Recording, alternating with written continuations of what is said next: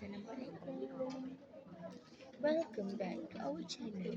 Setelah sekian lama bila kita orang belum puasa. Ni dah bulan puasa yang ke, lagi beberapa minggu, lagi seminggu lebih je nak raya.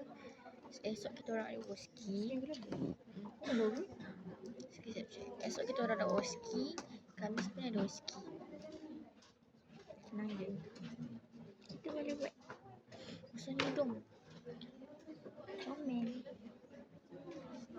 Dia ni alah, aku penat lah. Cikgu comel. Ni lah baru macam studi sikit. Selama ni kita macam makcik nak pergi pasar. Ya, bukan. Bukan dia. Okay. Okay, kau.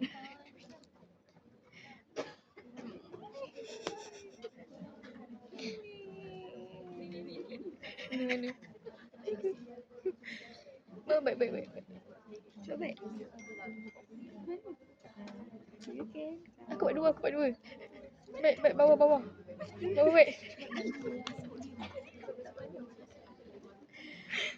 Teruk ah. Bulan puasa pun jadi. Aku pirit. Masih menjadi bulan puasa. Belakang apa?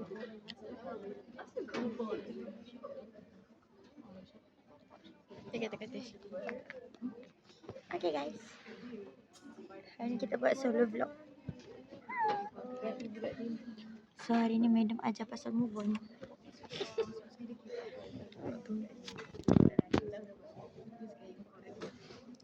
Madam cakap sebenarnya kita boleh je move on, tapi kita je yang tak nak. Kita sendiri jahat. Sebab kita degil. So madam cakap kalau nak move on, pergi je. Banyak tempat, banyak kenangan orang tu, pergi je. Pergi seorang-seorang banyak kali.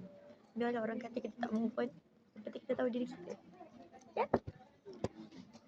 Aduh, tak boleh lah tengok dia pakai macam ni, macam Nina.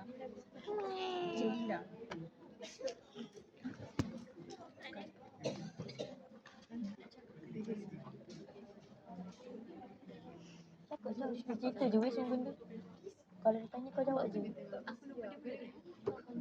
Kau cerita je semua benda. Lepas tu kau cakap lah. Lepas kau datang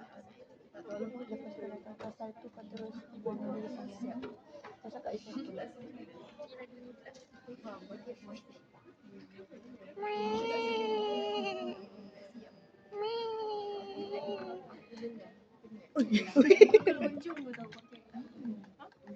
Sebab tudung dia tajam kat atas, jadi nampak lonjong.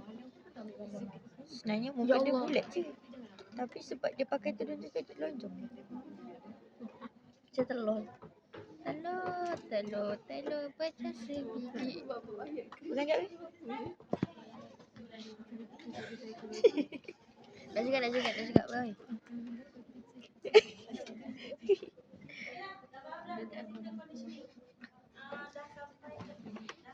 Okay, sekarang kita nak belajar move on lagi.